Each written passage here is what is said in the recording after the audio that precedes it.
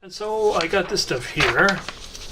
And the first thing I noticed when I looked at the instructions was it says, for use with color photocopiers and laser printers which use fuser oil. And I thought, what the hell is that? So anyway, I went looking around online and I discovered that fuser oil is actually quite the old technology for older laser printers, which very few modern laser printers actually use anymore.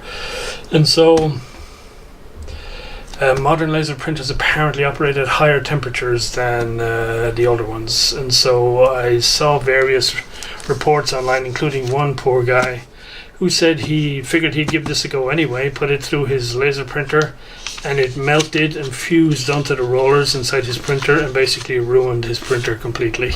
So I thought, okay, we're not going to use this stuff. That's too big a risk to take with an expensive printer. So the other recommendation that I then saw for more modern laser printers, so this is basically a write-off. I should have paid more attention when I looked on the website, but there you go. And so what was recommended was stuff, paper by this company, Papidio. And so that's what I got. It's full of warnings when you first take it out, which is good, I guess. So let's have a look at those. So as you can see, we have at least two sets of warning materials here. The first observation I make is this stuff off-gases. There is a strong odor when you take this stuff out of the envelope. And the first one, it says, basically these things have a tendency to stick together, so you got to make sure that you flex them so that they're not stuck to each other. And that was definitely the case when I took them out. So you had to sort of separate them from each other. And then it says don't use this. Well, this is just general warnings for all of their products. So don't use inkjet media in laser printers. I do not follow the instructions. Use warm water for best results. And gently flex the reams to ensure the sheets don't stick together, etc. We accept no responsibility. And so on. So here we go. This is what I got. And so these have as I say, these were quite heavily stuck to each other, but once you flex them, they're not stuck. I'm only going to put one sheet in the printer anyway. And so yes, and this is, as you can see, is shiny and clear. And so we are going to bite the bullet at some point and put one of these in and hope it doesn't wreck my printer. So I printed up some decals. I make no claims as a graphic designer, but hopefully this will be the bare minimum to make it look okay. I can fit 3 sets on the same sheet of paper, so I thought, why not? Because I'm not going to risk putting this decal paper through the printer twice. Okay, it looks like it went through the laser printer, and the laser printer survived. Although I did get an error message, because when I tried to print again, I thought I'll try and print another one on paper just to make sure everything is still okay.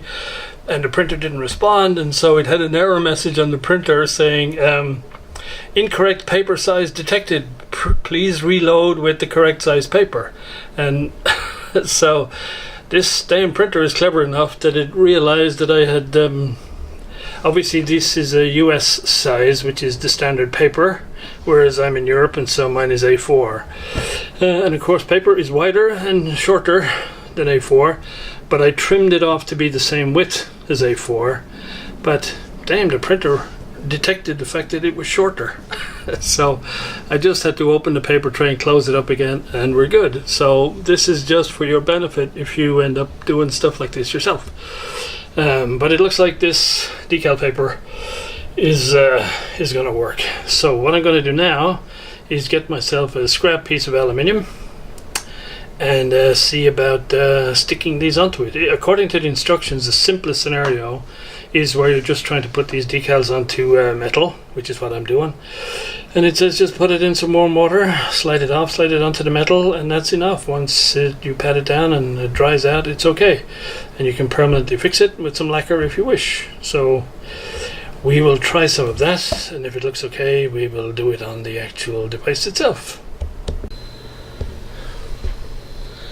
Okay, time to see if it will stick to the metal. Okay, so here we are a little bit later.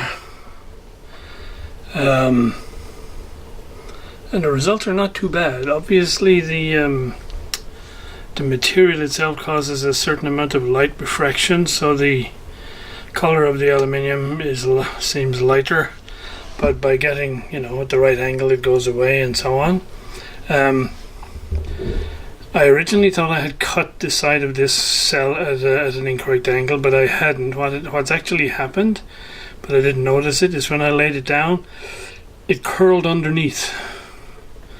And so that's something I definitely have to watch for, because that would have to come off and be redone. The other thing I noticed is it's very, very flexible, this stuff, so with a long thin line of text like this, if you're not very careful, it can end up like wavy, because the cell itself is really, really flexible when it's wet. And over here on this one, where I didn't use the squeegee, you probably can't see it on the camera, but there are definitely a few air bubbles, tiny air bubbles in underneath here. And yes, so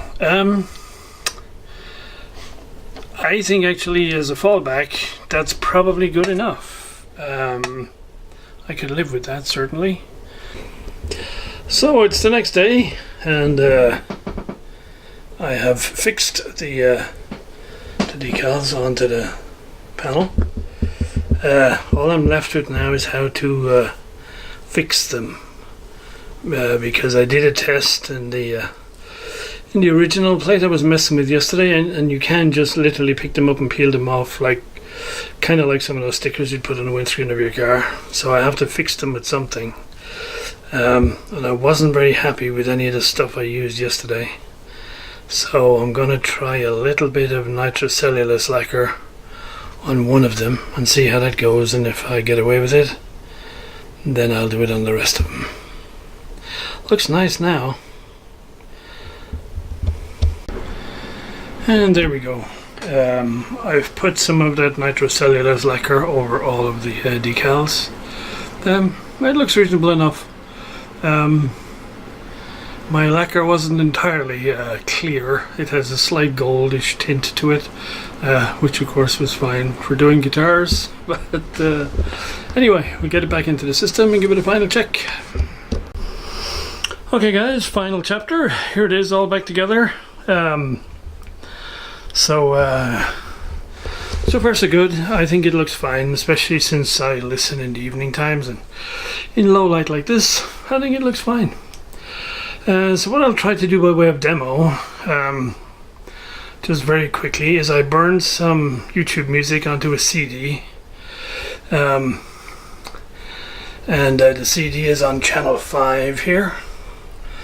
And of course out A goes to the amp. So if I hit play on the CD player,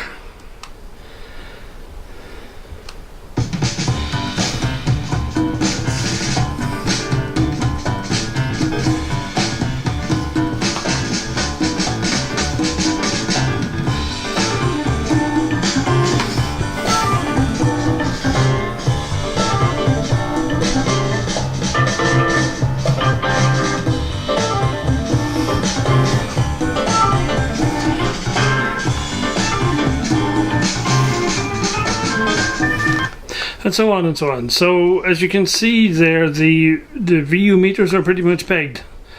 And one of the unfortunate characteristics of my setup here is the output of the CD player is the line out is much stronger than what comes out of the cassette player, and I guess the phono preamp is somewhere in the middle. So right now I've set the VU meters so that they sort of work with the CD player, because that's the only really way I can probably stop them getting damaged. So what I've also done is, as I think I may have shown you before on this little box, any of the inputs can be set to record by connecting the input to the record bus. and at the moment that's connected to the to the cassette player, just because I repaired the record circuitry and I wanted to test it all out. So I'm gonna play the I recorded the same piece of music onto the cassette, so I'll play that and you can hear it, but it will be at much lower volume coming out of the CD player, and then I'll have to turn up the volume. Okay. Whoops, I gotta change the channel first.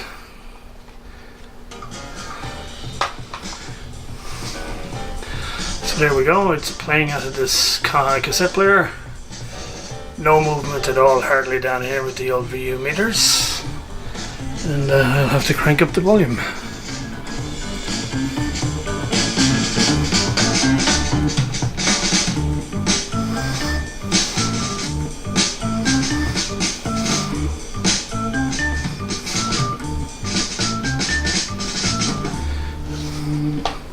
So there you go. So that's pretty much it. Ultimately, the record out section will connect up to the DAC in case I want to rip stuff onto digital form, which I don't anticipate doing too much, but you never know. So that's it, guys. I hope you found some of it sort of interesting, useful, whatever. I would say for the selector box at this point, we're going to call it a wrap. I've been thinking of all sorts of things I could do with it. In fact, even to the point where we could consider this version 1 and there might be a version 2 later on. It does look a little bit prototypey because, well, when you're designing things as you go along, that's kind of how it works out. Anyway, that's it, guys. Something else coming soon, I guess.